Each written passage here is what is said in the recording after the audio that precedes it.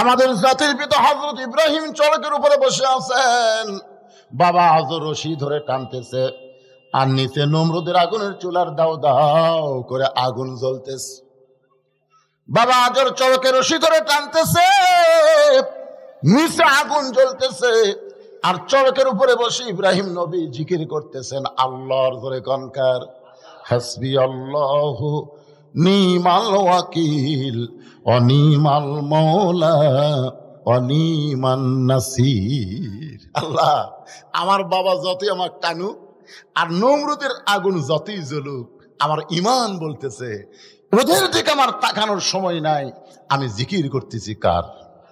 আরো জোরে বলেন কার? আল্লাহ বলে ইব্রাহিম আগুনের চুলার উপরে চড়েও যখন তুমি আমি আল্লাহকে ভুললে না, আমি আল্লাহ তোমাকে ভুলবো না, বরং আমি ঘোষণা করে দিলাম কুলনা ইয়া নারু কুনি বারদাও ওয়া সালামান আলা ইব্রাহিম। এতদিন পর্যন্ত মানুষ জানে আগুন পুড়াতে পারে, কিন্তু আজকে ইব্রাহিমের জিকিরের কারণে আগুনকে আমি শান্তিদায়ক করে দিলাম। আচ্ছা, এটা কি আপনার বিশ্বাস করেন? বিশ্বাস করেন? নমরুদের আগুনের চুলা শান্তিদায়ক হয়ে গেছিল। কুলনা ইয়া নারু কুনি বারদাও ওয়া সালামান আলা ইব্রাহিম। তাহলে ইব্রাহিমের জন্য যদি নমরুদের আগুনের চুলা শান্তিদায়ক হয়, তাহলে ইব্রাহিমের সন্তান হলাম আমরা। আমাদের জন্য ভারতের অ্যাটম বোমাকেও আল্লাহ মিষ্টি তরমুজ বানাবার পারবে। যেরকম কথা ঠিক কিনা? খালি আল্লাহর প্রতি তাওয়াক্কুল করেন, আল্লাহর জিকির করেন। কে রে ভারত, নেংটির বাচ্চা, মালওয়ানের বাচ্চারা, তোরা মুসলমানের কি করতে পারিস? কি করতে পারিস তোরা মুসলমানের? গৌর গোবিন্দকে শাহজালাল ইয়ামিনী হয়ে যেরকম সাইজ করেছে, পৃথিরাজকে খাজা সাহেব যেরকম সাইজ করেছে, মোদীর ওই উগ্র হিন্দুকেও বাংলার মুসলমানও সাইজ করতে পারবে। যেরকম কথা ঠিক করে কথা বলে। অনেকে বলে ভারত বড় দেশ, ভারত যত বড়ই হোক আমাকে আল্লাহ কি তার চাইতে ছোট? কথা কন না কেন? নমরুদের আগুনের চুলার কাছে ইব্রাহিম কত বড় দেয়?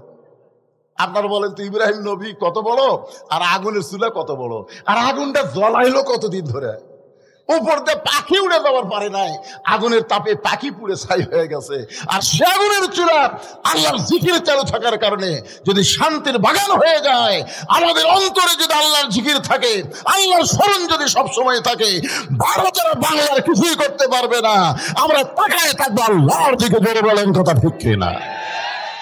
ফাযকুরুনি আযকুরকুম, যে আল্লাহর স্মরণ করে আল্লাহ। এরকম আলোচনা করতে গেলে সারা রাত চলে যাবে। আমি এই জিকিরকে সংক্ষেপ করে নিয়ে আসলাম। ইন্না নাহনু নাযালনা যিকরা ওয়া ইন্না লাহু লাহাফিজুন। আল্লাহ তাআলা এই কোরআনকে জিকির হিসাবে নাজিল করেছেন। আমার দিকে তাকান, কি হিসাবে? কোরআন হেফাজতের দায়িত্ব কার? 11 সালে আমি যখন প্রথম হজ করতে গেলাম, 2011 সালে, তা আমার সঙ্গে একটা যুবক ছিল, ও হজ করবার গেছিল। ও তাওয়াফ দিতে যতবার তাওয়াফ করে 3-4 বার কাবা ঘর চুমা খায়। 3-4 বার প্রতি তাওয়াফে 7 পাকের মধ্যে 3-4 বার কাবা চাপায় ধরে চুমা খায়। কিন্তু এত মানুষের ভিড়, আমি আর কাবার ধাইতে যাওয়ার পারি না।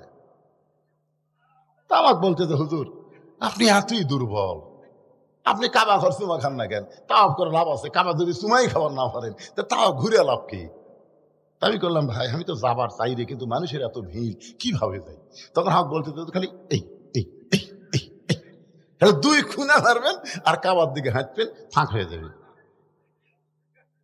আপনারা বলেন, কাবা ঘরে খেলে বাংলাদেশের মানুষ আপনাকে ধুনুটের মানুষ নাকি?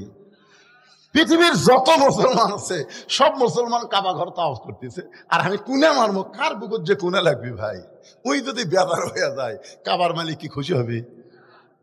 আল্লাহ রাসূল বলেছেন, একদিন এই কাবা থাকবে, মসজিদ নববী থাকবে, বাইতুল মুকাদ্দাস থাকবে, তারপরও পৃথিবী ধ্বংস হবে, তারপরও পৃথিবী ধ্বংস হবে। কিন্তু শুনে নাও, যতদিন আল্লাহর একটা কাবা থাকবে ততদিন পৃথিবী ধ্বংস হবে না। সাহাবেরা বললেন, হুজুর এটা কোন কাবা?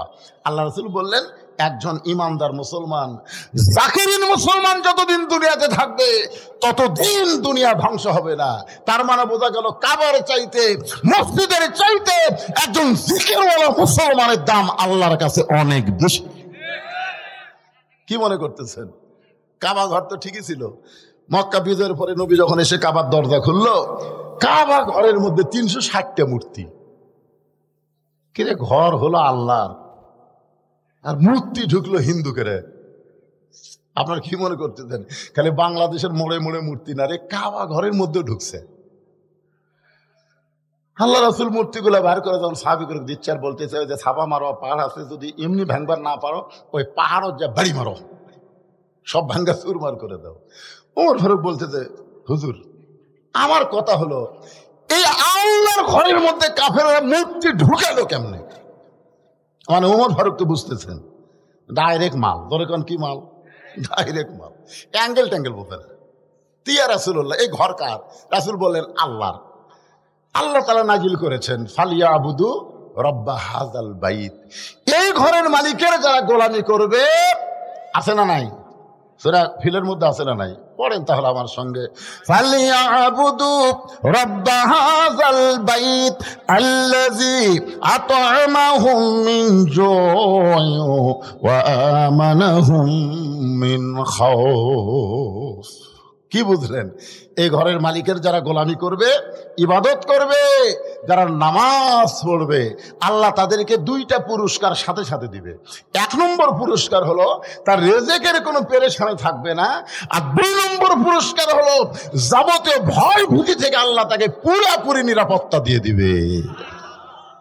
তাহলে বাংলাদেশের অভাব দূর করবার গেলে ডক্টর ইউনূসের মতন সরকার বসালে তো কাম হচ্ছে না। আমরা মনে করলাম হাসিনা সব মায়েরা বিদেশে পাচার করছে, এখন ইউনূস আসার পরে মনে হয় কিছু একটা হবি, কিন্তু বাজারাত গেলে দেখা যাচ্ছে যা আসলো তাই। 2-1টা হতাশা লীগ বলতেছে আগেই ভালো আছিল।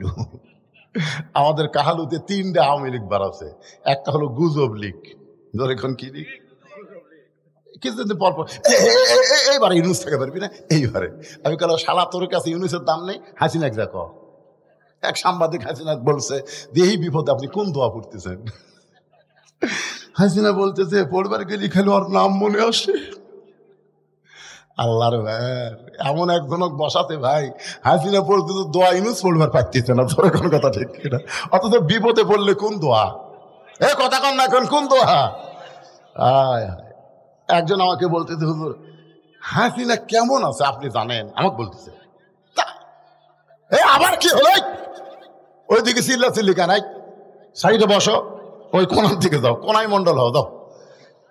আমাকে বলতেছে হুজুর হাসিনার মতি গতি কেমন বুঝতেছেন? এক এক সময় এক একটা সাইড হয়ে বাংলাদেশ ষড়যন্ত্র করতেছে, কোন সময় কি হয়ে আসে, কখনো রেকশালে আসে, কখনো আনসার হয়ে আসে, কখনো হাইকোর্টের মধ্যে আসে, কখন কি এবার আবার ইসকন হয়ে যাচ্ছে, তো কি আর ভাব কি? তখন আমি বললাম বাবা, দুপুর বেলায় একটা অস্ট্রেলিয়ান গাভী হারাছে। কোন বেলায়? দুপুর বেলায় অস্ট্রেলিয়ান গাভী হারাছে। এখন এই গাভী খুঁজবার কাছে রোদের মধ্যে ভাই খুঁজে পাচ্ছে না, যে দেখে একটা ছেলে খাড়ায় আছে। তখন ওই গাভীওয়ালা ওই ছেলেকে বলতেছে ভাই আমার এদিকে গাভী দাও দেখছে। ওই ছেলে হলো আর বেটা, বেটাকে বলতেছে কে ভাই আমার গাভী কোন দিকে গেছে? বেটা কয় কে রে, আমার বাপ হয়ে আমার ভাই কলো, এইটা কি হলো? তো চলে গেছে মায়ের কাছে, রাখ মা আব্বা পাগলা হয়ে গেছে, আমার তাই ভাই কছে। ইতিমধ্যে বাপ আসে বলতেছে কি হয়েছে গো? তুমি নাকি তোমার ছেলেকে ভাই কইছো, কঠিন রোদের মধ্যে গরু হেলালে কিছু মনে থাকে মা, কিছু মনে থাকে মা। একটা গরু হারানোর পরে বেটাক ভাই কয়, বক মা কয়, আর অন্যায় ভাবে 15.5 বছর যেই ক্ষমতার চেয়ারে বসে আছিল, সেই ক্ষমতা হারালে কত বড় পাগলি হয়েছে চিন্তা করা দরকার। কথা ঠিক না? ওই কখন যে কাক কি কবি ভাই, মোদির বহু নাই আরামে উঠি থাক, কথা ঠিক কিনা?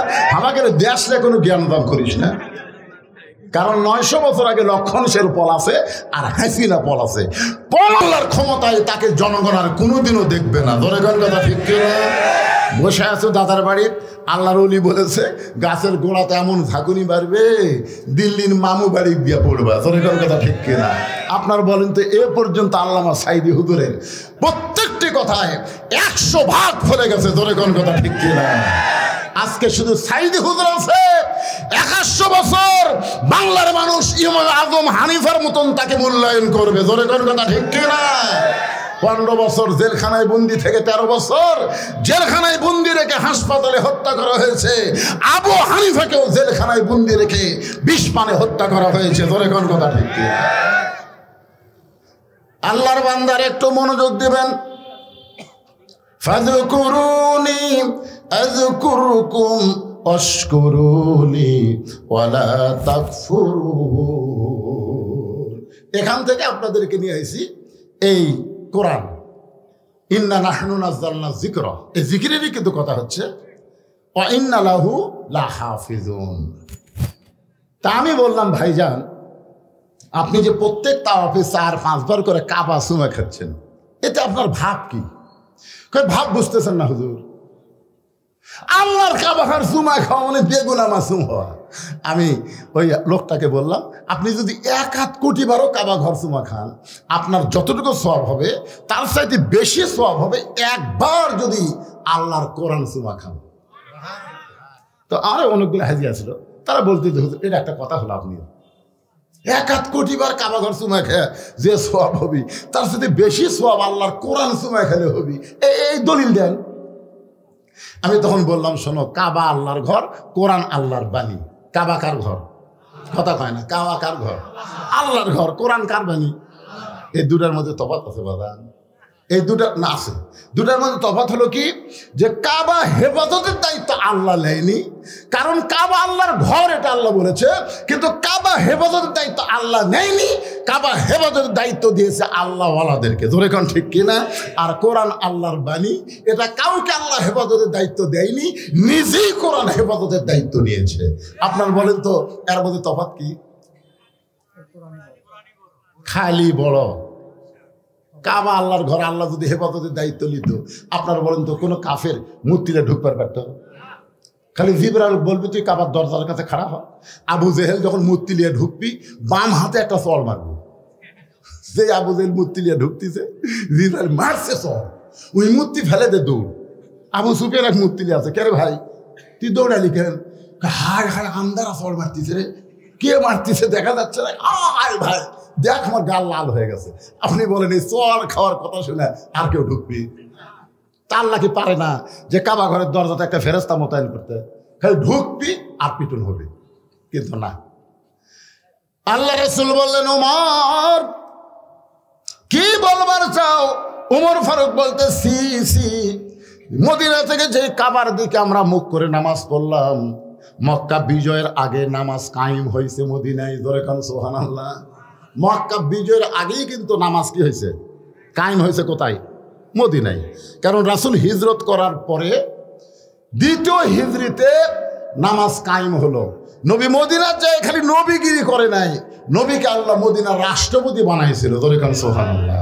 আর নবী যখন রাষ্ট্রপতি হলেন, তখন আল্লাহ তাআলা নবীকে জানাই দিলেন, আল্লাযীনা ইম্মাক্কান্নাহুম ফিল আরদ, মুসলমানের মধ্যে কাউকে যখন ক্ষমতা দেওয়া হবে, তার 1 নম্বর কাজ হচ্ছে আকামুস সালাত, 1 নম্বর কাজ হচ্ছে নামাজ কায়েম করা, 2 নম্বর কাজ হলো আতাউজ যাকাত, যাকাত ভিত্তিক অর্থনীতি চালু করা। ধরে কোন কথা ঠিক কিনা? আরো 2টা কাজ আছে বলতেছি। তো ব্যাপার হলো, তাহলে নামাজ কায়েম হয়েছে হিজরি কত সালে? 2য় সালে। ধরে কোন কত সালে? মক্কা থেকে মদিনা যাওয়ার 2 বছর পরে নামাজ কায়েম হয়েছে, আর মক্কা বিজয় হয়েছে হিজরি 8ম সালে। তাহলে এই যে 6টা বছর হলে আমরা কাবা ঘরের দিকে নামাজ পড়তেছি, কাবা ঘরের মধ্যে কাফের মূর্তি, আমাকে নামাজ কি হসে হুজুর? ওমর ফারুক বলতেছে। ধরে কোন কে? আল্লাহ রাসূল বলেন, ওমর কাবা আল্লাহর ঘর, কিন্তু আল্লাহ হেফাজতের দায়িত্ব নেয় নাই। আল্লাহওয়ালা মানুষ যখন কাবার পাশে থাকবে, তখন কাবা হেফাজত হবে। আপনাকে পুরাতন মসজিদ, এই মসজিদ হেফাজতের দায়িত্ব আল্লাহ নেবে না, কিন্তু মসজিদ আল্লাহর ঘর, হেফাজতের দায়িত্ব আপনাদের কি নেওয়া লাগবে? জোরে কোন কথা ঠিক কিনা? অনেক মসজিদের মধ্যে ঢুকা দেখি টাইস করছে, সেই সুন্দর টাইস, কিন্তু এটা লোক দিয়া কিরে ধুলে একেরে টাইসের উপর ধুলে একে। মুয়াজ্জিন সাহেব আপনি মসজিদ ঝাড় দেন না? না হুজুর। তা আল্লাহর ঘর ঝাড় দেন না কারণ কি? আজান দিয়ে আকামত দিয়ে কেউ আসে না। কেউ যদি না আসে কোন অযথা ঝাড় দিয়ে লাভ আছে? আপনি খালি তাকায় দেখেন আমার জায়গায় তাকায় দেখেন, গামছার দুই বাড়ি বাড়ি জায়গা পরিষ্কার করি, আল্লাহ আকবার নামাজ পড়ি, একজন আসে না, খামাকা ঝাড় দেবো কেন? তার মানে বোঝা গেল মসজিদের আশেপাশে যদি মুসল্লি না থাকে মসজিদের উন্নয়ন হয় না। মসজিদের উন্নয়ন হলো মুসল্লি কালেকশন। ধরে কোন কথা ঠিক কিনা? একটু মনোযোগ দিয়ে শুনবেন। এই কোরআন আল্লাহ নিজেই হেফাজতের দায়িত্ব নিয়েছে। নির্ভুল কোরআন আল্লাহ আমাদেরকে হেদায়েত স্বরূপ দান করেছেন। আল্লাহ বলেছেন জালিকাল কিতাবু লা রাইবা ফি হুদাল লিল মুত্তাকিন। এই কিতাবের মধ্যে কোনো সন্দেহ নাই, এই কিতাব মুত্তাকিদেরকে হেদায়েত দিবে। যারা আমরা মুত্তাকি হব, কোরআন থেকে যদি হেদায়েত নিবার চাই তাহলে কোরআনকে জিকির হিসাবে গ্রহণ করা লাগবে। এই জিকিরটা কি? আমার হুজুর বললেন, হুজুর এখানে একটা হাফেজি মাদ্রাসা করা হয়েছে, এই মাদ্রাসার কথা বলবেন। মাদ্রাসার কথা বলা লাগবে না। কোরআন শিক্ষা করা যদি ফরজে আইন হয়, প্রত্যেকটা মুসলমানকে যদি কোরআন শিখতেই হয়, তাহলে মাদ্রাসার গুরুত্ব এমনি দিবে। ধরে কোন ঠিক কিনা? এখন আপনাদের কাছে আমার প্রশ্ন হলো, এই কোরআন শিক্ষা করা কেন ফরজ? কেন আল্লাহ বললেন ইন্নামাল মুমিনুনা আল্লাযীনা ইযা যুকিরাল্লাহু ওয়াজিলাত কুলুবুহুম। এখানেও কিন্তু যুকির আল্লাহ আছে, যুকির আল্লাহ আছে না, মানে আল্লাহর জিকির। ইন্নামাল মুমিনুনা আল্লাযীনা ইযা যুকিরাল্লাহু ওয়াজিলাত কুলুবুহুম ওয়া ইযা তুলিয়াত আলাইহিম আয়াতুহু জাদাতুহুম ঈমানা ওয়া আলা রাব্বিহিম ইয়াতাওয়াক্কালুন। আল্লাহু আকবার। কি বুঝতেছেন? কোরআন তেলাওয়াত শুনলে মানুষের ঈমান বাড়ে না কমে? এখানে আল্লাহ এই আয়াতের মধ্যেই তো আমি বললাম ওয়াইজা তুলিয়াত আলাইহিম আয়াতুহু জাদাতুহুম ঈমানান।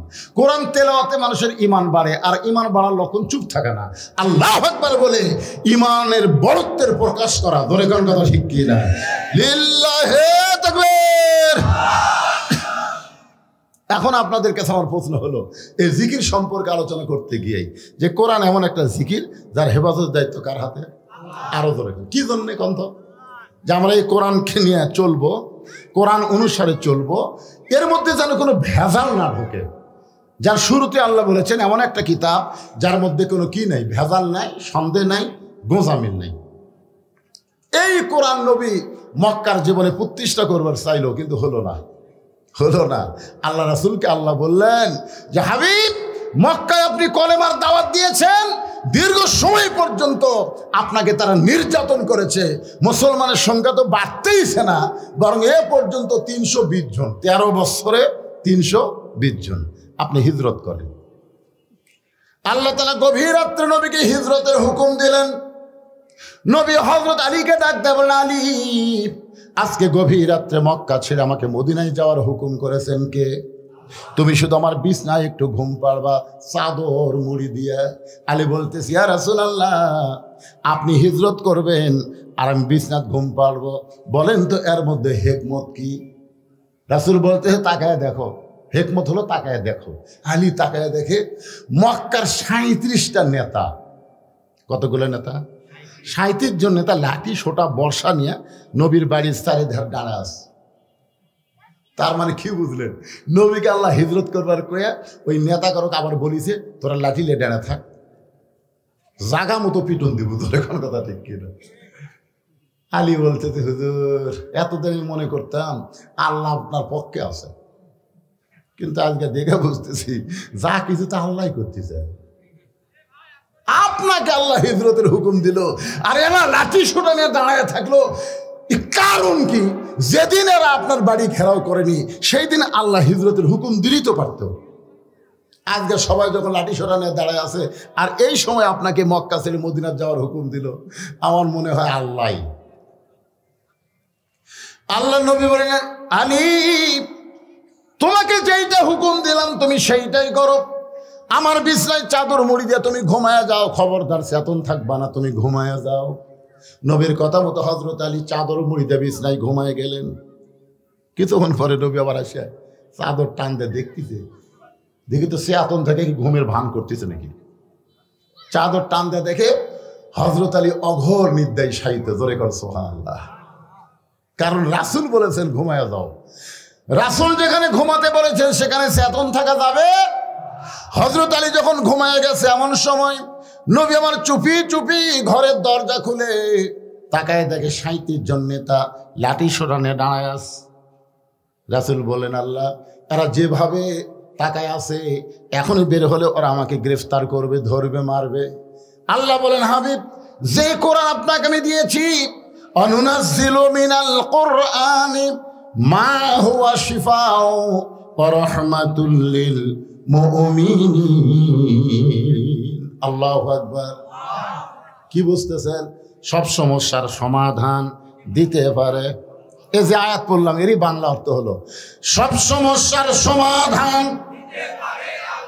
ওগো নবী, আপনি বিপদে পড়বেন এটা না, বরং সূরা ইয়াসিনের মধ্যে কয়েকটা আয়াত আপনি তেলাওয়াত করে এক মুষ্টি বালির উপর ফুৎকার দিবেন। নবী বললেন, বালু ফুঁ দিলে কি হবে? বলে, আপনার কাম আপনি করেন, আমার কাম আমি করে দিব। ধরে কোন সুবহানাল্লাহ।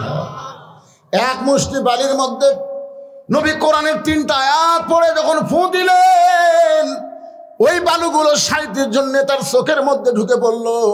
আপনারা বলেন তো, চোখের মধ্যে যখন বালু ঢোকে তখন কি আর হাতত লাঠি থাকে? লাঠি তরবারি বর্ষা ফেলে দিয়ে সবাই খালি চোখ ডলতেছে। কি চোখ যখন ডলতেছে, আল্লাহ কয়, নবী এখন দেখেন তো কি খবর। নবী কয়, ওরকে লাঠি দিয়ে ওরকে পাশাত ধরেন যাবি না, বুঝবারই পারবি না। আল্লাহ বললেন, আপনাকে মারা লাগবে না, জাগা মতো মারে আমি দিব, আপনি খালি যান। নবী আমার চুপি চুপি আবু বকরের বাড়ির দরজায় আস্তে করে ডাকতে, আবু বকর। সঙ্গে সঙ্গে দরজা খুলে গেল। রাসূল বলে, আবু বকর, আমি যে তোমার বাড়িতে আসতেছি রেখে তুমি আগে থেকেই জানতে নাকি? আবু বকর বলে, হুজুর আপনার কি মনে নাই?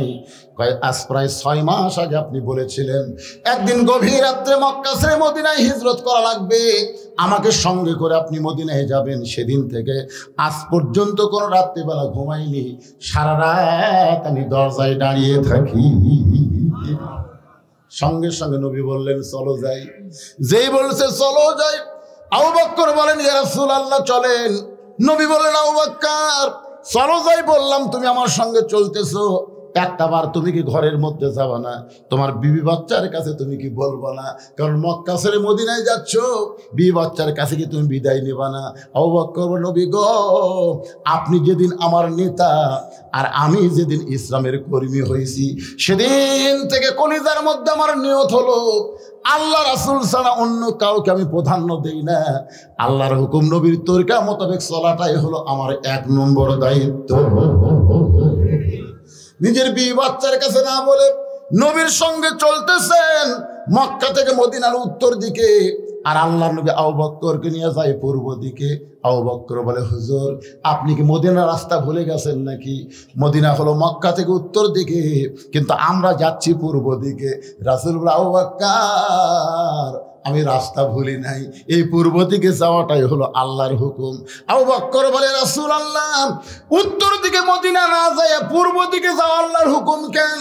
রাসূল বলে, আবু বকর ওই যে একটা পাহাড় দেখতেছো? বলে, হ্যাঁ, ওই পাহাড়ের উপরে আমাদের 2 জনকে উঠতে হবে। ওই পাহাড়ের ভিতরে একটা গর্ত আছে, এই গর্তের মধ্যে আমাদেরকে আত্মগোপন করা লাগবে। আবু বকর বলে, রাসূলুল্লাহ আল্লাহর হুকুমেই যদি মদিনায় হিজরত করা লাগে, তাহলে আত্মগোপন করবেন কার ভয়ে? হুজুর আত্মগোপন করবেন কার ভয়ে? আল্লাহ রাসূল, আবু বকর আল্লাহর হুকুমে আমাদেরকে আত্মগোপন করা লাগবে। আল্লাহর হুকুমে হিজরত করাও যেমন ফরজ, আল্লাহর হুকুমে আত্মগোপন করাও হলো তেমন ফরজ। আমাকে একজন বলতে, হুজুর আইদুল হক জিহাদি, আগে আমরা দেখতে ওয়াজ শুনবার গেলে দেখি ওয়াজত আসে চোরের মতন, মানে কোন দিক দিয়ে টেজে উঠলো আমরা বুঝতে পারি না। আবার যখন ওয়াজ শেষ হয় তখন বাতি লিবা চলে যায়। এটা কারণ কি হুজুর? কারণ হলো গাড়ি সুর, কারণ হলো গাড়ি সুর। এরই নাম হলো হিকমত। জোরে কোন সুবহানাল্লাহ। উত্তর দিকে না যায়, পূর্ব দিকে যায়, পাহাড়ের গুহার মধ্যে লুকে আছে। আবু জেহেলের ভয়ে, কাফেরের ভয়ে না আল্লাহর হুকুমে? আল্লাহর হুকুম। আমরা 15.5 বছর লুকালুকি করছি কার হুকুমে? এই নবীর সুন্নত অনুযায়ী। লুকালুকি না করলে আজকে ইসলামী আন্দোলন এত বড় পজিশনে যাইতো। আজকে সমস্ত দল ইসলামী আন্দোলনকে চিন্তা করতেছে, না জানে আগামীতে কি হয়। আমরা তো পুরোপুরি একটা আভাসই দিয়ে দিচ্ছি, সব দেখা শেষ, আগামীতে দেখবো আল্লাহর কোরআনের বাংলাদেশ। এরা কি এমনি এমনি করছি? গোটা বাংলাদেশ ওয়াজ করতে গিয়ে বুঝতে পারতেছি ভাইজান, আমরা নাঙ্গল দিয়ে চাষ করছি, কিংবা আমরা এই পাওয়ার টিলার দিয়ে চাষ করি, তা নাঙ্গলই করি। যখন এক মার্কা নাঙ্গল দিয়ে চাষ করছি, ধান কাটে নৌকাত করে আমরা নদীর ওই পারে নিয়ে যাচ্ছি মাপার জন্য। কি দিয়া মাপতেন এখন আপনি চিন্তা করবেন। জোরে কোন কথা ঠিক কিনা? সব দেখা শেষ, আগামীতে দেখবো এই 92 মুসলমানে আল্লাহর কোরআনের বাংলাদেশ। কারা কারা দেখতে রাজি? 2 হাত তুলে আল্লাহকে দেখান। লিল্লাহি তাকবীর। সব তো দেখলেন ভাইজান, কোরআনটা কেমন খালি শুনলে হবে না, এটা বাস্তবে দেখা লাগবে। জোরে কোন কথা ঠিক কিনা? একটু মনোযোগ দিয়ে শুনবেন। সকাল হয়ে গেছে। আবু জেহেল বলতেছে, যে পাহারা দিছি পলাবে কোন দিক দিয়ে? আমাকে পাহারা বুঝতেছে না, সেই রকম পাহারা, পলাবে কোন দিক দিয়ে?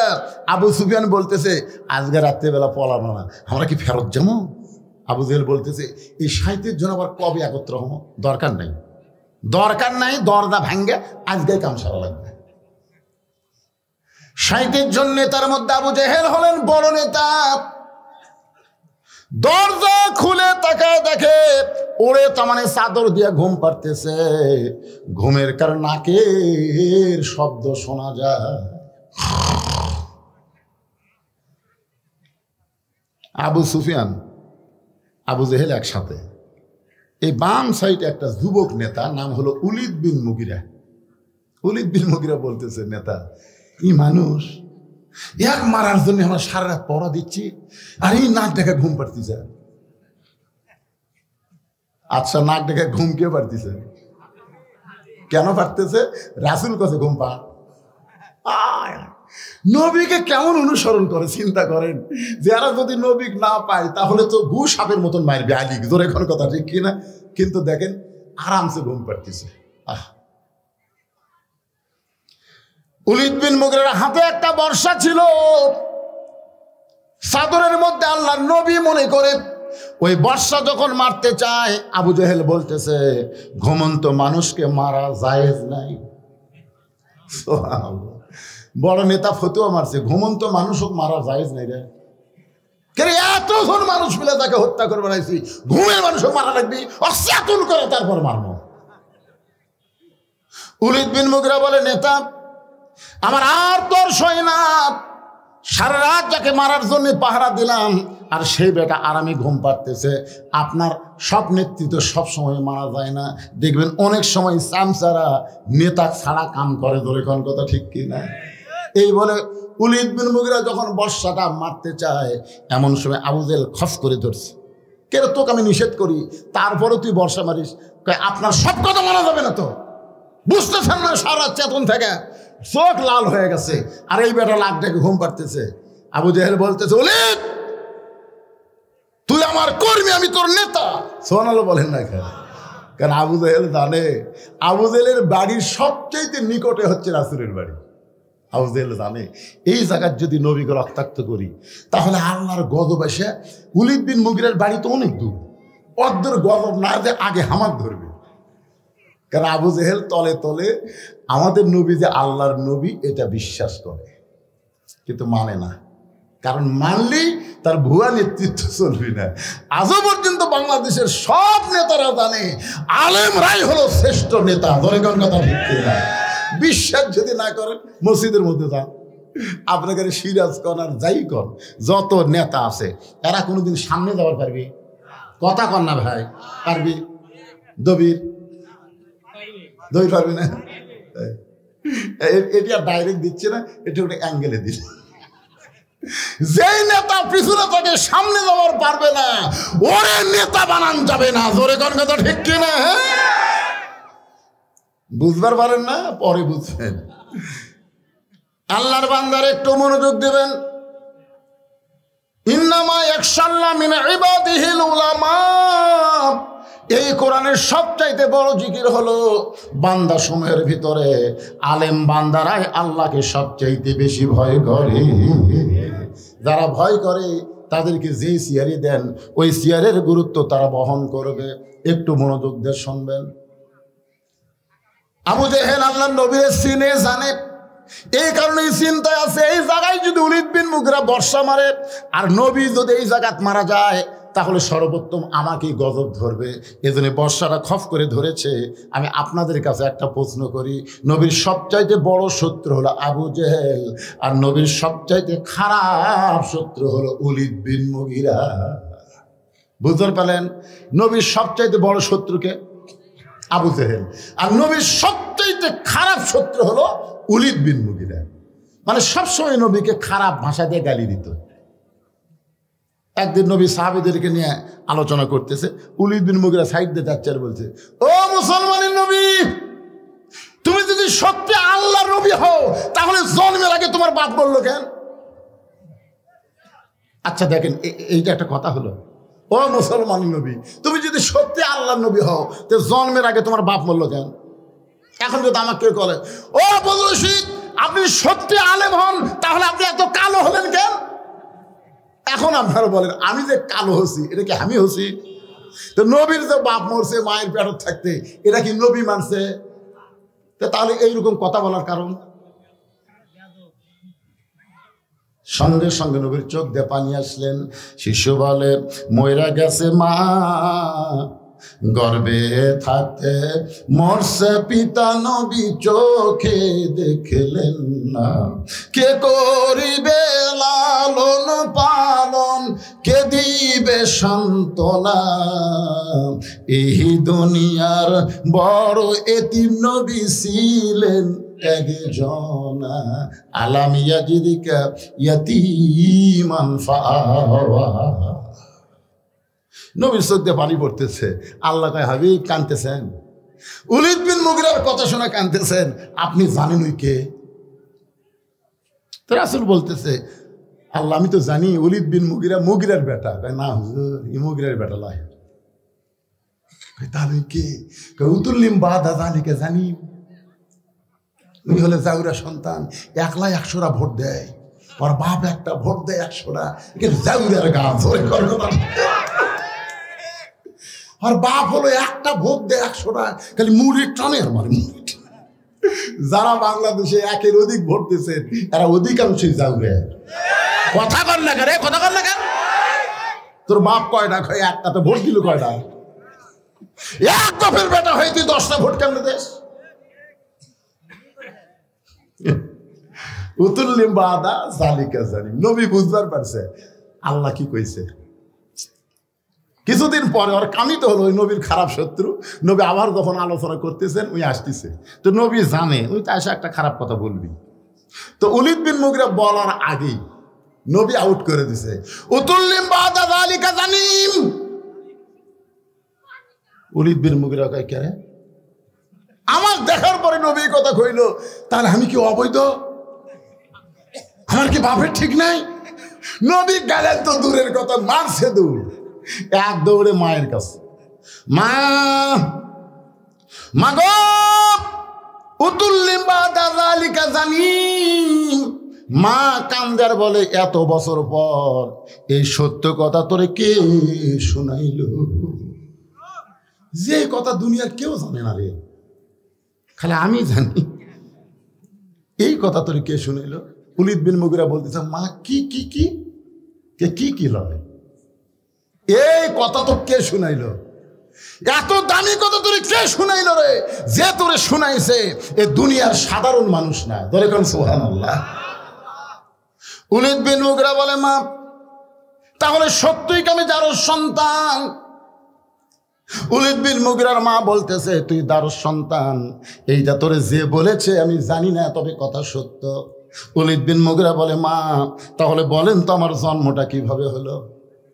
এখান থেকে বোঝা গেল আল্লাহর নবীকে যারা গালমন্দ করবে, নবীর বিরুদ্ধে যারা সমালোচনা করবে, এমনকি ওরাসাতুল আম্বিয়া আলেমদেরকে নিয়ে যারা সমালোচনা করবে, তারা সকলেই হলো অবৈধ সন্তান। বৈধ সন্তান কোনোদিন আলেমদের সমালোচনা করবে না। আল উলামা ওয়ারাসাতুল আম্বিয়া, আলেমরা হলো নবীদের ওয়ারিস। এবার ওলীদ বিন মুগিরার মা বলতেছে, ওয়াজান তাহলে শোন, আমার মায়েরা যারা পর্দার অন্তর আছেন, এখন একটু আপনাদের মনোযোগ দিয়ে শোনা লাগবে। কারণ দিয়া সাগরে ভাসাইয়া সেই যে চইলা যায়, খবর লয় না। মাজন ধরিয়াই উদরে কত কষ্ট করে, 10 মাস পরে পায় প্রসবের বেদনা। এমন দরদি ভাবে কেউ হবে না আমার মা, মা গো। আমাদের সেই মাগুলো ভালো হোক, আমরা চাই কি চাই না? যেরকম চাই কি চাই না? ওলীদ বিন মুগিরার মা, ও মা, যারা পর্দার অন্তরে বসে আছেন তারা একটু মনোযোগ দিয়ে শুনবেন। অনেক যুবক যুবতী বউথিয়া মালয়েশিয়া যায়, অনেক যুবক বউথিয়া সৌদি আরব যায়, আছে না নাই? আপনার এলাকাতে এরকম আছে না নাই? এখন যে ওয়াজটা হইয়া খালি খাফের খাপ মন্তাজের বাস, মায়েরা রে, হায় হায় রে, আমাদের বাংলাদেশের যা পরকিয়া শুরু আছে, পরকিয়া। এই শালা নিজম মজুমদার পরকিয়া করতে ধরা পড়ছে, হারফিক খাচ্ছে, কি খাচ্ছে, শালা এমন মার দিছে ভাই টকশোর মধ্যে। তোর মুখ দিয়ে যে খারাপ কথা বাড়ায়, তোর মুখ পরিষ্কার করলে হারফিক খাওয়া দেখবে। হারফিক মানুষ কোন জায়গা দেয়? কোন জায়গা দেয়? পায়খানা পেশাবখানা হারপিক দেয়। নিজম মজুমদার মুখের মধ্যে হারপিক ঢুকাছে। তোর এখন কথা ঠিক কিনা? আমার মায়েদের জন্য বলতেছেন ভালো মা হন। ভালো মা ছিল ফাতেমাতুজ জোহরা, ভালো মা ছিল আব্দুল কাদের জিলানীর মা। একটা মা যদি ভালো হয়, পেটের সন্তান আল্লাহর ওলি হয়। পেটের সন্তান কি হয়? আল্লাহর ওলি হয়। আব্দুল কাদের জিলানীর ওয়াজ আমি বহুদিন আপনাদের এলাকায় আগে করেছিলাম। 4 বছর বয়সে এরকম হাফিজ একটা মাদ্রাসায় উম্মুল খায়ের ফাতেমা, আব্দুল কাদের জিলানীর মায়ের নাম হলো উম্মুল খায়ের ফাতেমা, নবীর মেয়ের নামের মতোই ফাতেমা। মাদ্রাসায় ভর্তি করে দিয়েছে, সন্তানকে কোরআনের হাফেজ বানাবার চাই। ওস্তাদ বললেন, মা কোনো টেনশন করেন না, আল্লাহ তাআলা যদি রহমত করে আপনার ছেলে কোরআনের হাফেজ হয়ে যাবে। তখন আব্দুল কাদের বয়স হলো মাত্র 4 বছর। 4 বছরের ছোট্ট আব্দুল কাদেরকে মাদ্রাসায় ভর্তি করে দিয়ে গেছে। পরদিন সকালবেলায় দেখবেন ওস্তাদেরা কিন্তু বাচ্চাকে আগেই কোরআন শরীফ পড়ায় না, সর্বপ্রথম যেটা পড়ায় তার নাম হলো কায়দা। ধরে কারণ তার নাম কি? কায়দা পড়াতে গেলে আগে পেশাবখানাত নিয়ে যায়। আমার মাদ্রাসায় দেখছি ছোট বাচ্চা ভর্তি করে দিলে ওকে আগেই কায়দা দেয় না, আগে পেশাবখানাত দিয়ে যায়। আমি কইলাম, হুজুর পেশাবখানাত কেন? হুজুর কায়দার মধ্যে তো কোরআনের অক্ষর আছে। আল্লাহ কোরআনে বলেছে লা ইয়ামাসসুহু ইল্লাল মুতাহহারুন। ততক্ষণ পর্যন্ত কোরআন স্পর্শ করা যাবে না যতক্ষণ পবিত্র না হবে। এর কিন্তু পেশাব পায়খানা না শিখাই, এরা পবিত্র কেমনে হবে? 4-5 বছর 6 বছরের বাচ্চাকে মাদ্রাসার ছাত্র হুজুররা পেশাবখানা দিয়ে গেছে, আর আমাকে প্রাইমারি বই হাতত দিচ্ছে। আগডম বাগডম ঘোড়াডম সাজে ঢাক ধরলো, ঝাঁঝর বাজে, ভাসতে ভাসতে চললো ঢুলি, ঢুলি গেল কমলা ফুলি, কমলা ফুলির টিয়াটা সূর্য মামার বিয়াটা। কেরা শুয়ে বলা খাড়া হয়ে পেশাব করে। আমি বললাম, কেরে বেটা বসে থাকা কর, কেমনে পেশাব করা লাগে তোর স্যার শিখাইনি? তখন মুসকি মুসকি হাঁচাকে সার সাজে কি কয়, প্রাইমারি পেশাবখানা যায় দিকে আমার স্যারই খাড়া হয়ে পেশাব করে।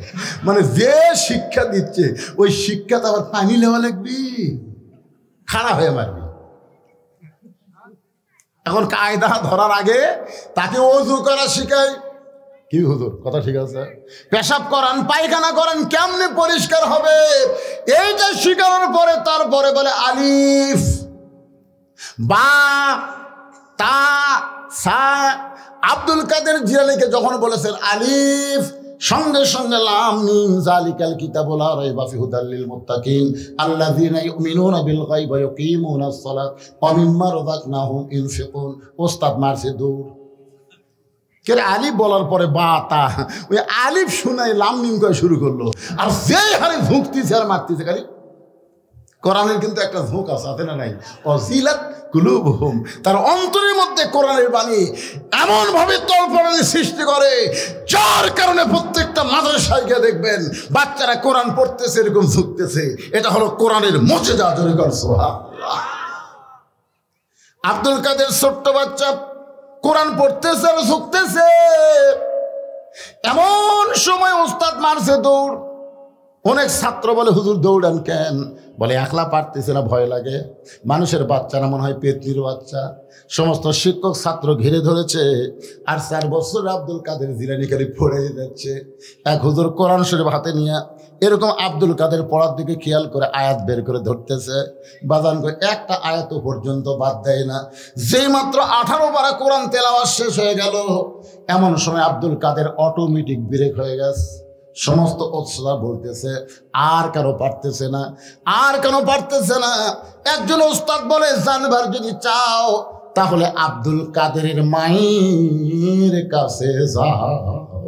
জানবার যদি চাও বাপের কাছে যাও। কথা কন না কেন? বাপের কাছে। ওলীদ বিন মুগীরা কার কাছে গেছে? মায়ের কাছে। আকাই হুজুর সারা বছর আমার খিদা লাগে না, কিন্তু রোজার ফাঁদ উঠলে খালি খিদা লাগে হুজুর। আমার এত খিদে রমজান মাসে কেন? তা আমি বললাম তোর এত খিদে কেন? তুই মায়ের কাছে যা। মায়ের কাছে আর যাস না কেন? মা কি বাঁচে আছে? আছে, যা মায়ের কাছে। ওই মায়ের কাছে বলতেছে মা 11 মাস আমার খিদা কম, কিন্তু রোজার মাসে এত খিদা খেন। তখন মা বলতেছে তোর দাদি এই সর্বনাশ করছে, তোর দাদি। তুই যখন আমার পেটত আসলি রোজার মাসে তোর দাদি বলছে বৌমা খবরদার রোজা থাকো না, রোজা থাকলে পেটের বাচ্চা শুকা যাবে। খালি তুই কি তাজা থাকার জন্যে রোজার মাসে আমি খাসি রে, আমিও খাসি তুইও খাসি। এই যে রোজার মাসে তোর খাওয়া শুরু হচ্ছে, বেড়ে এসে তুই আর না খায় থাকতে পারতেছিস না। একটা মা যদি ভালো হয়, এই জন্য খ্রিস্টান নেপোলিয়ান বলেছে ভালো একটা সন্তান চাইলে ভালো একটা মায়ের দরকার। ধরে কোন কথা ঠিক কিনা? মায়ের কাছে যা। আব্দুল কাদেরকে কান্দে করে মায়ের বাড়ির দরজায়, মা জানলা দিয়ে তাকায় দেখে গতকাল আব্দুল কাদেরকে ভর্তি করে দিছে মাদ্রাসায়, আজকেই ফেরত নিয়ে আইছে। মা কান্দের বলে হুজুর আমার আব্দুল কাদেরের অপরাধ কি? কি অপরাধে তাকে ফেরত দিয়ে বেড়াইছেন? ওস্তাদ বলতেছে মা আব্দুল কাদের অপরাধ হলো একটাই, আলিফ বলার পরে বা বলে না। একটানে 18 পারা কোরআন আমাদের কেমনে শোনাই? মা কান্দের বলে হুজুর আমার আব্দুল কাদের কেমনে কোরআন শোনাইলো আমি মা হইয়াও বলতে পারবো না। ওস্তাদ বলে মা গোপন করো না, সত্যি করে বলো তো খবর কি? মা কান্দের বলে সত্য কথা হলো আমি হলাম 18 পারা কোরআনের হাফেজা। এই আব্দুল কাদের যখন পেটে ছিল, আল্লাহ তাআলা আব্দুল কাদেরের কারণে সন্তান পেটে আসার কারণে মায়ের মাসিক ব্যারাম বন্ধ করে দিল। যে মায়েরা পেটে বাচ্চা আসে সাথে সাথে তাদের কি হয়? মাসিক ব্যারাম বন্ধ হয়ে যায়। কারণ কি বন্ধ? কারণ হলো প্রতি মাসে 3 দিন 5 দিন মায়েরা মন চাইলেও ইবাদত করতে পারবে না। কেন পারবে না? এই মাসিক শুরু হলে মেয়েদের নামাজ পড়া যাবে না, কোরআন পড়া যাবে না, তারপরে রোজা রাখা যাবে না। কিন্তু পেটে বাচ্চা আসার সাথে সাথে আল্লাহ মাসিক ব্যারাম বন্ধ করার কারণ হলো বাচ্চা থাকা অবস্থায় মায়ের ইবাদতের যেন কোনো কমতি না হয়। কারণ মায়ের ইবাদতের সাথে পেটের বাচ্চার আল্লাহ সম্পর্ক করে দেয়। পেটে বাচ্চা নিয়ে মা রুকুর থেকে সেজদাত গেছে, পেটের বাচ্চা বড় হচ্ছে 7 মাস। 7 মাসের বাচ্চা পেট বুঝতেছে না, পেট উঁচে হয়ে গেছে। তারপরে রুকুতে সেজদাত গেছে, একটা বাচ্চা পেটের মধ্যে ঠাসি খাচ্ছে। রুকুতে সেজদাত গেলে কি হয়? ফেরেশতারা বলতেছে আল্লাহ কি কষ্ট করে মা নামাজ পড়তেছে, পেটের বাচ্চার মনে কষ্ট হচ্ছে। আল্লাহ কয় ফেরেশতা সাক্ষী থাক, সাক্ষী থাক। যেই মা পেটে বাচ্চা নিয়ে কষ্ট করে রুকুর থেকে সেজদাত যায়, ও মা শুধু নিজে নামাজ পড়ে না, পেটের বাচ্চাকেও নামাজি বানায় দিচ্ছে। ধরে কান সুবহানাল্লাহ। কি বুঝতেছেন ভাই? আজকে আমাকে যেগুলো ধরে ওদের খাড়া হয়ে আছে ঘুরতেছে, এগুলা কি এরকে দোষ? এরকে দোষ না তো। ওরা তখন মায়ের পেটে ছিল, মা তখন পেট দিয়ে গোটা পাড়া ঘুরিছে। ওই যে পেটের মধ্যে থেকেই এরকে ঘোরনি ব্যারাম শুরু হয়ে গেছে। ভালো মায়ের বাচ্চা যারা কোরআনের মাহফিলে বসবে তারা, ধরে কোন কথা ঠিক কিনা? আপনি কি কবার চান? এইরকম করার আলোচনা বাদ দিয়ে যারা রাস্তা ঘুরতেছে এরকে মা ভালো, কথাটা আমার না। একটু মনোযোগ দিয়ে শুনবেন। ওলীদ বিন মুগীরা মা, সেখান থেকে আমি মায়ের কথা বলতেছি। মায়েরা যদি ভালো হবার চান আপনাদের হাজার আমল করা লাগবে না। 1 নম্বর আমল হলো অকরনা ফি বুয়ুতিকুন্না ওয়ালা তাবাররাজনা তাবাররুজাল জাহিলিয়াতিল উলা। আল্লাহু আকবার। আর মায়েদের জন্য বলতেছি, মায়েরা যারা পর্দার মধ্যে বসে আছেন, মা আপনাদের জন্য আল্লাহ বলেছেন মেয়েরা ঘরের মধ্যে থাকো, ঘরের বাহির হইও না। কোনো প্রয়োজনে যদি ঘরের বাহির হও তাহলে হেজাব নিয়ে পর্দা নিয়ে বের হওয়া লাগবে। জাহেলিদের যুগে মেয়েরা সাজগোজ করে বের হতো, আর বাংলাদেশের মেয়েরা প্রধানমন্ত্রী হয়। এর সাত চাষার পরে আমাকে আর কোনো শান্তি নেই। এই মেয়ের কবরে আমরা পড়ছিল ভাই। আল্লাহ আল্লাহ, আগামীতে আর যেন বাংলাদেশে কোনো মেয়ে মানুষ প্রধানমন্ত্রী না হয়। কেরে মরদেরা চেতেন না কেন? বারে চেতেন না কেন? আমার কথা না, আমার কথা। আল্লাহ কোরআনে বলেছে আর রিজালু কাওয়ামুনা আলান নিসা, পুরুষরা নারীদের উপরে থাকবে রে। নারী যদি পুরুষের উপরে ওঠে ওয়াজেদ মিয়ার মতন হবে। ওয়াজেদ মিয়া বোঝে? ওয়াজেদ মিয়ার জাফরুলের কাছে গেছে, গণস্বাস্থ্যের জাফরুলের কাছে গিয়ে বলতেছে ভাই আমাকে একটা চাকরি দে ভাই। তো জাফরুল খালি হাসে। ওয়াজেদ মিয়াকে হাসেন কেন? বলে হাসার কারণ হলো আপনার বউ হলো প্রধানমন্ত্রী আর আপনি আমার কাছে চাকরি চান। ওয়াজেদ মিয়া যে কান্দা কান্দিছে ভাই, যেদিন থেকে প্রধানমন্ত্রী হতে ভাই সেদিন থেকে আমার কলজাতে আগুন ধরে দিছে ভাই। আমার একটা কথাই মানে না, আমার ওর কথা মানা লাগে। আমি একটা চাকরি করবো। চিন্তা করে দেখেন, যে হাসিনা তার স্বামীকে শান্তি দেয়নি, সেই হাসিনা বাংলার জনগণকে কোনোদিন শান্তি দেবার আসেনি। জোরেগণ কথা ঠিক কিনা? ওই বাংলায় আইছে বাংলার মানুষদেরকে হত্যা করতে, প্রতিশোধ নেওয়ার জন্য। জোরেগণ কথা ঠিক কিনা? তাছাড়া কেমনে বলে আমার বাপের দেশ, আমার দেশ, বাপের দেশ, আমার দেশ? প্রধান সেনাপতি কি বলেছে? আমাদেরকে গুলি করার অর্ডার দিচ্ছে, গুলি করার। এই 2000 খালি প্রধান সেনাপতি যদি গুলি করত, লক্ষ লক্ষ বাংলাদেশের ছেলেরা ছাত্র জনতা মারা যেত। তোর এখন ঠিক কিনা? কিন্তু গুলি কেন করেনি? ওই স্বরাষ্ট্রমন্ত্রীর কাছে পুলিশের আইজি বলতেছে স্যার স্যার আপনারা খালি কোন যে গুলি করেন, আমরা তো করতেছি কিন্তু কাম তো হচ্ছে না। তো স্বরাষ্ট্রমন্ত্রী কয় কি হয়েছে? দেখেন দেখেন এই যে গুলি করতেছি, এটি ফাঁকা হতেই ওই পোড়া যায় আর একজন খাড়া হয়। গুলিতে মানুষ ভয় করে না। এরা আসলে কি? এরা হচ্ছে তয়রান আবাবিল। কারণ আবু সাইদ মরা শুরু হয়ে গেছে ভাই। আমার যখন রক্ত পড়তেছে আমি তখন জান্নাতের 8টা দরজা দেখতে পাই। মুগ্ধ বলতেছে আমি যখন শেষ নিঃশ্বাস ত্যাগ করি রাসূল আমার কাছে হাউজে কাউসারের পানি নিয়ে আসলো। ইয়ামিন বলতেছে ওরা গাড়ি থেকে আমাকে লাথি দিয়ে ফেলে দিয়েছে, আমি জান্নাতের মধ্যে চলে গেছি। ছাত্র জনতা বুঝতে পেরেছে হাসিনার বিরুদ্ধে আন্দোলন না করলে বাংলাদেশের মানুষ শান্তিতে থাকবে না। হকের পক্ষে থাকতে গেলে দরকার হলো জীবন দেওয়া লাগবে। ধরে কোন কথা ঠিক কিনা?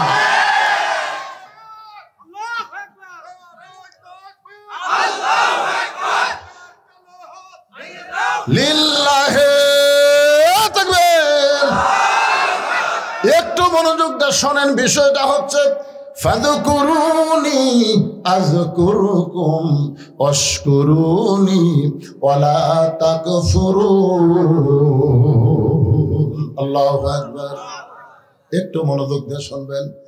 আব্দুল কাদেরের মা বলতেছে আমার সন্তান যখন দুনিয়াতে ভূমিষ্ঠ হলো, ভূমিষ্ঠ হওয়ার পরে আমার সন্তানকে যখন স্তনের দুগ্ধ পান করাতাম তখন আমি আল্লাহর কোরআন তেলাওয়াত করতাম।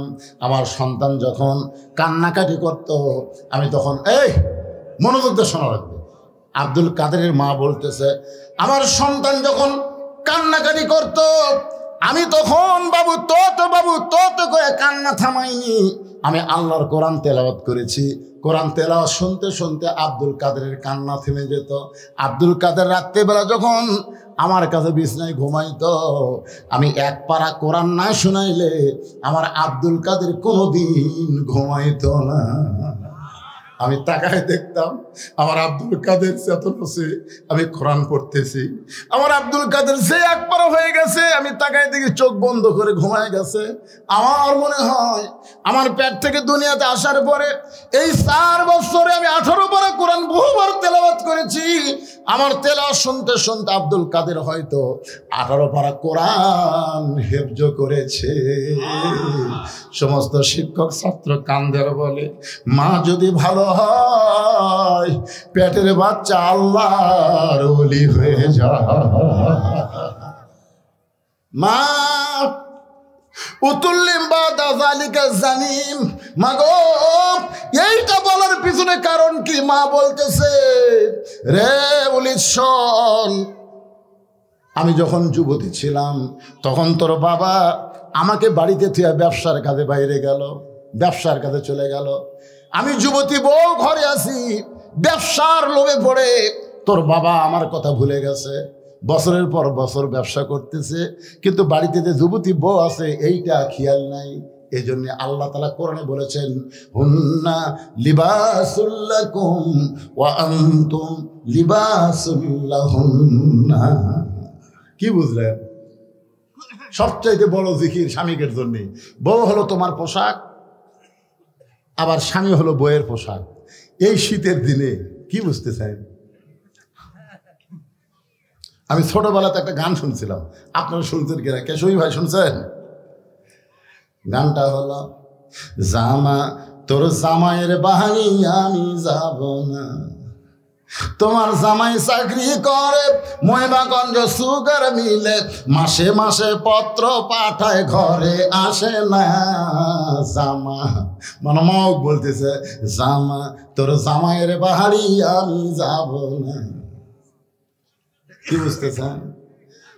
যুবতী বউকে বাড়িতে রাইখা যুবক স্বামী যখন বাহিরে যায়, আল্লাহ কোরআনে বলেছেন, হুন্না লিবাসুল লাকুম ওয়া আনতুম লিবাসুল লাহুন্না।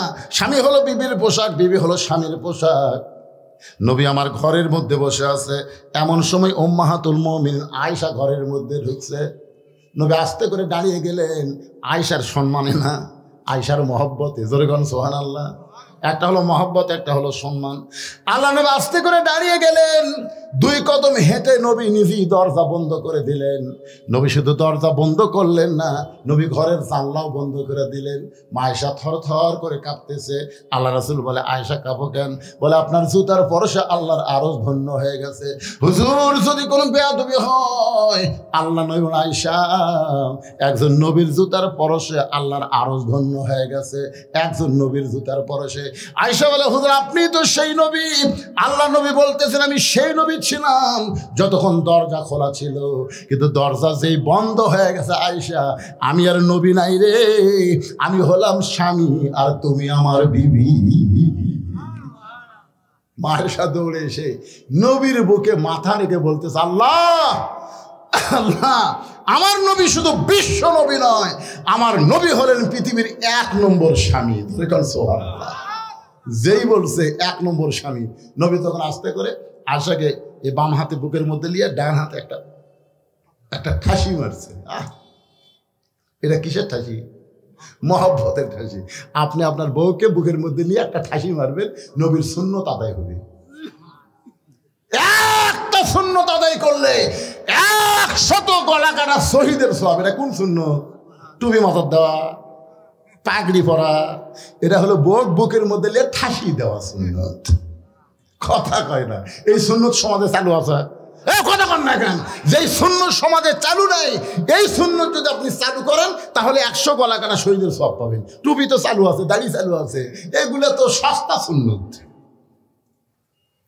সবচাইতে বড় সুন্নত হলো বাতিলের বিরুদ্ধে লড়াই করে মুখের দান ভেঙে ফেলা দেওয়া। কথা এই দাঁত ভাঙ্গা হলো 100 গলা কাটা শহীদের সওয়াব। এই খাওয়ার পরে মিষ্টি খাওয়া, মনে করছে মিষ্টি খাওয়া 100 শহীদের গলা কাটা না। যে সুন্নত সমাজে চালু নাই, এই সুন্নত চালু করলে 100 গলা কাটা শহীদের সওয়াব আল্লাহ দান করবে। ধরে করেন সুবহানাল্লাহ। আল্লাহর বান্দার একটু মনোযোগ দেন। আল্লাহ তাআলা ডাক দিয়ে বলেন, জিবরাইল লহে মাহফুজ থেকে কোরআনের আয়াত নিয়ে নবীর কাছে যাও। নবীরে জানায় দাও হুন্না লিবাসুল লাকুম ওয়া আনতুম লিবাসুল লাহুন্না। ওলীদ বিন মুগীরার মা বলতেছে, তোমার বাবা মাসের পর মাস বছরের পর বছর যখন বাহিরে, তখন আমার মনের মধ্যে একটা ব্যারাম ঢুকলো, একা একা কেন ভালো লাগে না, কোনো কাজে মন যেন বসে না, আমার কি হতে কি হয়ে গেল আমি নিজেও তো কিছু বুঝি না। ওলীদ বিন মুগীরার মা বলতেছে, আমি ঘরের ছাদে গেলাম, ঘরের ছাদে গিয়ে উড়ু উড়ু মন নিয়ে যখন তাকাই, তখন দেখি তোমার বাপের ছোট ভাই। ওলীদ বিন মুগীরার বাপের কি ভাই?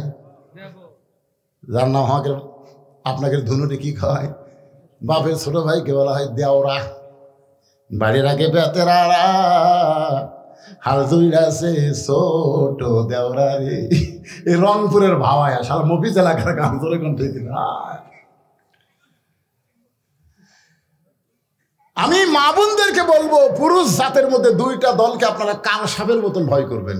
একটা হলো দেওরা আর একটা হলো দুলাভাই। এই দুইটা খালি সুযোগ খোঁজে। জোরে কোন কথা ঠিক কিনা?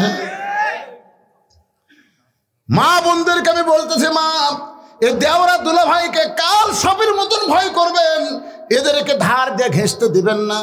এখন ওলীদ বিন মুগীরার মা বলতেছে, উড়ু উড়ু মন নিয়ে আমি তোমার বাপের ছোট ভাইকে দেখে আমি আস্তে করে ছাদ থেকে ঘরের মধ্যে এসে দরজা খুলে দিলাম। দরজা খোলা মাত্রই তোমার চাচা ঘরের মধ্যে ঢুকলো।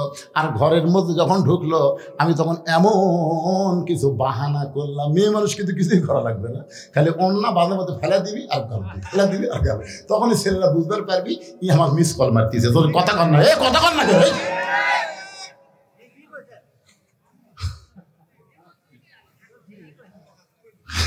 একটু চিন্তা করতে বক্তা ভালো। এই সমাজের সবচাইতে খারাপ রোগ এটাই। জোরে কোন কথা ঠিক না?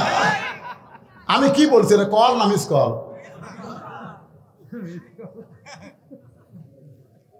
এখন তোমার চাচা বুঝবেন পাই না, আমার সঙ্গে তোমার চাচার মিলন হলো। ওই মিলনের মাধ্যমে তুমি আমার পেটের মধ্যে ঢুকলে, তুমি আসলেই জারদ সন্তান। আবু জেহেল মনে আছে না, ভুলে গেছেন? ওলীদ বিন মুগীরার কি ধরে আছে? বর্ষা। বর্ষা ধরে আছে। বাম হাতে বর্ষা ধরে, ডান হাতে চাদর। বাম হাতে বর্ষা ধরে, ডান হাতে চাদর টান দেওয়ার পরে 37 জন্য তার চোখ বড় হয়ে গেছে। তোরা কি পড়া দিলি রে? তোরা যে খুলি ঘুম পাড়তিছে, আমরা তো তাই দেখলাম। বারে ই ঢুকলো কখন? আবু জেহেল বলতেছে, আলী এই তোমার নবী কোন দিকটা পলালো রে? আলী খালি মুসকে মুসকে হাসতেছে। সুবহানাল্লাহ। মুসকে মুসকে হাসার কারণ হলো দুইটা। এক নম্বর কারণ হলো আমার নবী নিরাপদে আছে। ধরে কারণ সুবহানাল্লাহ। কারণ যখন ওই যে চাদরের মধ্যে ঢুকছিল, তখন মনে করছিল যে হারে হারে লাঠি সোটালি আছে, আহা আমার তো নবী ঘুমাবার বলবো, আরে নবী কি বিপদের মধ্যে পড়ে নাকি, এই চিন্তা নিয়ে কিন্তু ঘুমাইছিল। কিন্তু যখন আবু জেহেল বলতেছে, আলী তোর নবী কোন দিকটা পালাইলো, তখন আলী দুই কারণে হাসতেছে। এক নম্বর কারণ হলো নবী নিরাপদে আছে, আর দুই নম্বর কারণ হলো তোরা 37 জন পাওরা দিলি, চেতন থেকে তোরা পাওরা দিলি, নবী কোন দিক দিয়ে গেল? আমি ঘুমের মানুষকে জিজ্ঞাসা করিস কেমনি? তোরা কি চেতনা ছিল না? কয় হয় আমি কেন, আমি ঘুমের মানুষ, নবী কোন দিক দিয়ে গেল কেমনি কব? যেই কইছে সঙ্গে সঙ্গে আবু জেহেলের রাগের উপর পড়ছে পানি। কে রে? ঠিকই তো, ছাই বোঝেন না, মুকুট পড়ছে ছাই। আপনারা বলেন তো, যতই ভালো তরকারি দেখান, কারণ মুকুট যদি একবার ছাই পড়ে খাওয়া আসা। এমন কথা হযরত আলী বলেছে, আবু জেহেলের মুখে পড়ছে ছাই। আবু জেহেল বলতে যে খামাখা এর কাছে সময় নষ্ট করার দরকার নাই। আমার মনে হয় বেশি দূর পর্যন্ত যাওয়ার পারে নাই। আবু বকর বলতেছে, রাসূলুল্লাহ, এই যে আমরা গর্তের মধ্যে লুকিয়ে আছি নবী গো, আল্লাহ রাসূল যদি ওরা ঘুষতে ঘুষতে আমাদের এই গর্ত পর্যন্ত আসে, সঙ্গে সঙ্গে বলেন, আলী, আবু বকর, ফাযকুরুনি, সকলে বলেন, ফাযকুরুনি আযকুরুকুম ওয়াশকুরুলি ওয়ালা তাকফুরুন। যে আল্লাহকে স্মরণ করে আল্লাহ তাকে স্মরণ করেন, এইটা বুঝাইতে গিয়া এমন একটা জায়গায় আপনাদের লাগলাম। হযরত আলী চাদর থেকে উঠেছে, আর আবু জেহেল 37 জন নেতা নিয়ে নবীকে খোঁজার জন্য যাচ্ছে। যে আবু জেহেল 37 জন নেতাকে নবী খোঁজার জন্য যায়, এমন সময় হযরত আলী ভাবে, কি বুঝতেছেন, কি বুঝতেছেন? এই বুড়া আঙ্গুলি ঘুরায় বলতেছে। সঙ্গে সঙ্গে আবু সুফিয়ান বলে, নেতা, যেই বেটা ঘুমের কারণ নবী চলে গেল, আমরা বুঝবার পারলাম না, সে বুড়া আঙ্গুল ঘুরে আমাদের কি বলে?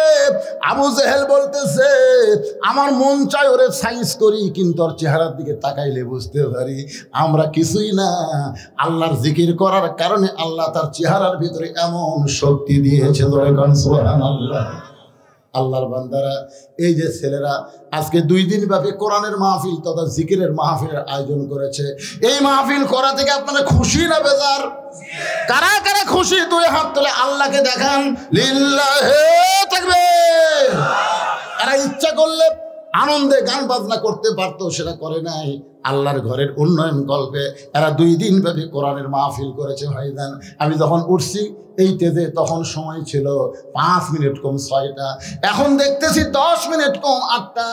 দীর্ঘ প্রায় 2.25 ঘন্টার বেশি, 1 ঘন্টা 50 মিনিট আলোচনা করার পরে আমি একটা আপনাদের কাছে গামছা দিয়ে পাঠাবো, ব্যাগ দিয়ে পাঠাবো। সকলে মন থেকে খুশি হয়ে যে যা পারবেন আল্লাহর রাস্তায় একটু দান করবেন।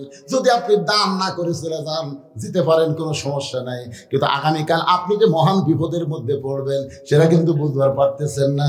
আর সদকাতু তারুদ্দুল বালা, দান সদকা করলে বালা মুসিবত আল্লাহ দূর করে দেয়। এই কোরআনকে সর্বোত্তম জিকির হিসাবে কোরআনের মাহফিলে সহযোগিতা না করলে এই মাহফিল তো বন্ধ হওয়ার উপক্রম ভাই। এই জন্য সবাইকে আমি বলবো, ছেলেরা কোথায়? এই ছেলেরা কোথায় রে? হ্যাঁ, ব্যাগ না, ঢোকো ঢোকো ঢোক। এই দরজার থেকে আগে শুরু করো, যারা খাড়া হয়ে আছে। 10, 20, 50, 100 যে যা পারবেন আল্লাহর রাস্তায় দান করবেন। আপনি কিঞ্চিত হলেও দিবেন, কিন্তু আলগা হচ্ছে 200 টাকা আর দাবা হচ্ছে 500 টাকা। বলে দাবা কি? বলে গোড়া শুদ্ধ তুলে দেবো, আর ঘাস থাকবি না। আর আলগা মানে খালি ঘাসের মাথা ছিঁড়ে দেবো। তো মাগরিবের মাহফিল হচ্ছে মাথা ছেঁড়া মাহফিল, যেরকম কি ছাড়া, মাথা ছিঁড়ে। আর রাতের মাহফিল হলো গোড়া তোলা। এই জন্যে ইনশাল্লাহ 40 টাকা। এ উঠলেন কেন? মাঝখান থেকে উঠলেন কেন বাবা? যিনি যা পারেন আল্লাহর রাস্তায় দান করেন। ইনশাল্লাহ আপনাদের নিয়ে আমি মোনাজাত করবো। আগামীকাল এখানে রাতভর মাহফিল আছে, সবাই আসবেন ইনশাআল্লাহ। হ্যাঁ, সবাই দেন 10, 20, 50, 100।